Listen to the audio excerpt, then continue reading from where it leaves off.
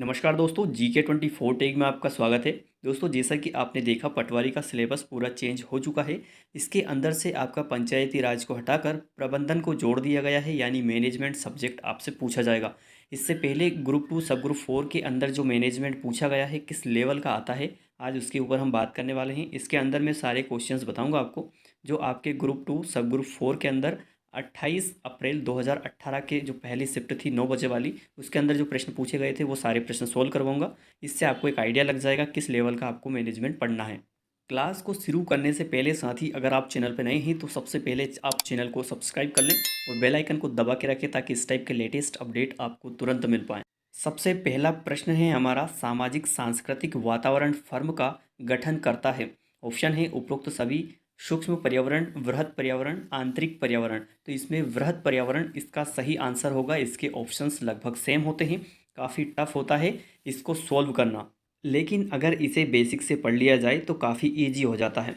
मैं इसके ऊपर एक क्लास लेके आने वाला हूँ, डेली एक वीडियो अपलोड होगा जिसके अंदर हम मैनेजमेंट पढ़ेंगे। बेसिक से पढ़ाऊँगा, काफ़ी ईजी कर दूंगा आपके लिए मैं मैनेजमेंट, ठीक है। तो चलिए अभी तो हम इसको सोल्व करते हैं, बाकी की क्लासें हम बहुत जल्द देखेंगे। दूसरा प्रश्न है हमारा, साझा स्वामित्व जोखिम रिटर्न और शासन के द्वारा अभिलक्षित दो या दो से अधिक फर्मों द्वारा एक साथ एक व्यापारिक इकाई का निर्माण कहलाता है।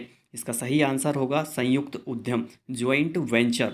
अगला प्रश्न है हमारा, निम्नलिखित में से कौन प्रबंधन की संकीर्ण अवधि और सोपानिक स्तरों की उच्च संख्या द्वारा वर्णित या लक्षित किया जाता है? तो इसका सही आंसर होगा टोल इंस्ट्रक्चर।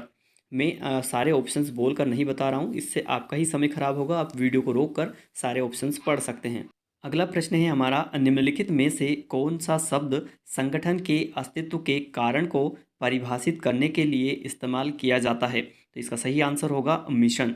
अगला प्रश्न है, एक संगठन परिवर्तन की प्रक्रिया के अनुसार इस प्रक्रिया में 3 चरण: नियंत्रण, हटाना, सिखाना और एक और आपका जो ऑप्शन होगा ये पुनर्हिमन यानी रिफ्रीजिंग, इसका सही आंसर रहने वाला है।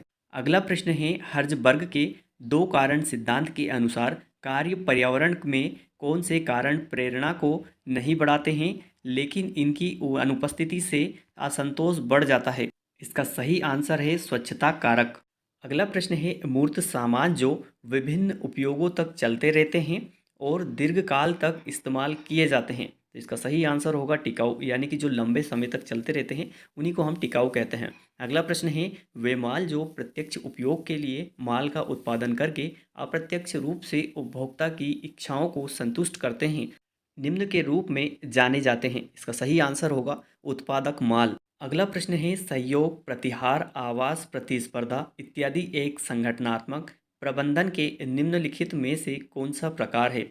तो ये विरोधाभास प्रबंधन है, यानी कि आपका विरोधाभास प्रबंधन कहलाता है। आप प्रश्नों का लेवल देख सकते हैं, केवल प्रश्न रटने से काम नहीं चलेगा। आपको अगर एमसीक्यू करवा दिए जाएं तो उससे काम नहीं चलेगा, आपको डिटेल में पढ़ना पड़ेगा, इसकी क्लासेस लेनी पड़ेगी। जब तक बेसिक से नहीं समझेंगे ये चीज़ें नहीं बन पाएगी, ठीक है। तो उसको हम समझाएंगे, आपको टेंशन लेने की ज़रूरत नहीं है। आप चैनल को सब्सक्राइब करके रखें, जैसे ही वीडियो अपलोड होते हैं तो मैं आपको इन्फॉर्म कर दूंगा। अगला प्रश्न है, बीसीजी मैट्रिक्स में उत्पादों के पोर्टफोलियो को मार्केट शेयर और के आधार पर 4 श्रेणियों में विभक्त किया गया है। तो इसका सही आंसर होगा बाजार वृद्धि दर, मार्केट ग्रोथ रेट। अगला प्रश्न है, आयु, लिंग, आय और या धर्म के आधार पर बाजार को विभक्त करना के रूप में जाना जाता है? तो इसका सही आंसर होगा जनसांख्यिकी विभाजीकरण। अगला प्रश्न है, अपने व्यक्तित्व, लक्ष्यों, जीवन शैली या मूल्यों के आधार पर बाजार के ग्राहकों का विभाजन निम्न कहलाता है? मनोवृत्ति परक विभाजन। इसका सही आंसर मनोवृत्ति परक विभाजन रहने वाला है। अगला प्रश्न है, कर्मचारियों, ग्राहकों और जनता जैसे हितधारकों के जीवन की गुणवत्ता में सुधार करते हुए आर्थिक विकास में योगदान देने और नैतिक रूप से व्यवहार करने के लिए एक व्यवसाय की निरंतर प्रतिबद्धता निम्न कहलाती है? इसका सही आंसर होगा निगमित सामाजिक जिम्मेदारी। अगला प्रश्न है, बैलेंस शीट पर रिपोर्ट की गई कुल साझा शेयर धारकों की इक्विटी को कहा जाता है? खाता मूल्य। इसको खाता मूल्य कहा जाता है, इसका सही आंसर खाता मूल्य रहने वाला है।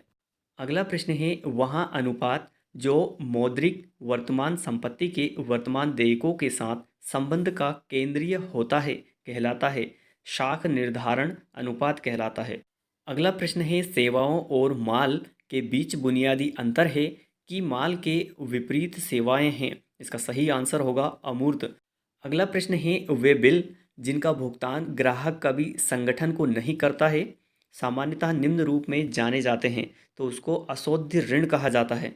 अगला प्रश्न है, एक संगठन में वहाँ डिग्री जिसमें निर्णयन को एकल बिंदु तक केंद्रित किया जाता है कहलाता है, इसको केंद्रीकरण कहते हैं। अगला प्रश्न है, बैलेंस शीट पर विभिन्न पदों के लिए व्यवस्थित किए गए खातों को इस नाम से जाना जाता है, तो इसको स्थायी लेखा कहा जाता है।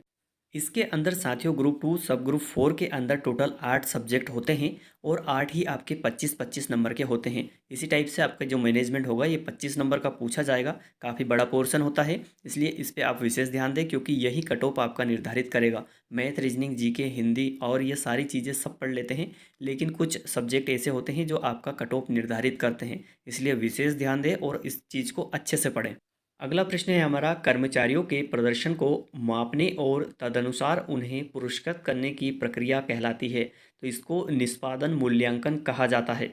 अगला प्रश्न है हमारा, मदों की वह लागत है जो मात्रा के साथ अनुपातिक और प्रत्यक्ष रूप से कुल राशि में भिन्न होती है, इसे परिवर्तनशील लागत कहा जाता है। और दोस्तों बहुत से स्टूडेंट मेरे से पूछ रहे थे सर ग्रुप 4 का सिलेबस क्या होता है, एएसआई का सिलेबस क्या होता है, किस टाइप से इसके अंदर आपका सिलेक्शन होता है, ये सारी प्रोसेस के ऊपर वीडियो बनाई है। तो मैं इसके ऊपर पहले ही वीडियो बना चुका हूँ, प्लेलिस्ट में आप जाकर देखें, आपको बहुत सी भर्तियों के बारे में मैंने बताया है, वहाँ से आप पूरा सिलेक्शन प्रोसेस देख सकते हैं, बहुत बारीकी से बताया है, आप जाकर ज़रूर देखिएगा।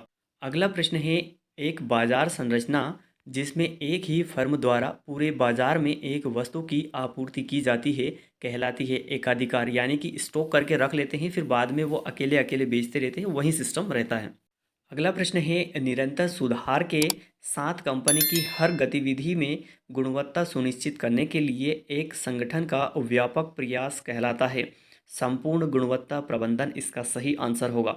अगला प्रश्न है, शिक्षुता, स्थानापन्न आदि जैसी प्रशिक्षण विधियां जो कर्मचारी को काम करते समय सीखने का अवसर देती है परंतु कार्यस्थल को भी बाधित करती है सामान्यता कहलाती है अंतः कार्य प्रशिक्षण, इसको अंतः कार्य प्रशिक्षण कहा जाता है। आपने देखा ये हमारे टोटल 25 प्रश्न हो चुके हैं कि किस टाइप का लेवल पूछा जाता है, इसके ऊपर वीडियो बनाए जाएं या नहीं ये कमेंट बॉक्स में आप ज़रूर बताइएगा कि इसका डिटेल में बेसिक से इसके वीडियो बनाने चाहिए या नहीं, तभी मैं वीडियो बनाऊंगा।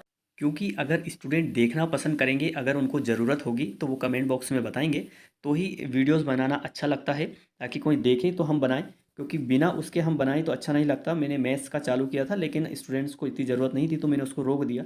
बाकी अगर आपको अच्छा लगता है और अगर ज़रूरत हो तो आप बताइएगा, मैं इसके ऊपर वीडियोस लेकर ज़रूर आऊँगा। उम्मीद है साथियों आपको ये वीडियो बहुत अच्छा लगा होगा। अगर आपको ये वीडियो अच्छा लगा हो तो चैनल को सब्सक्राइब और वीडियो को लाइक करना ना भूलें। वीडियो को वॉच करने के लिए थैंक यू सो मच।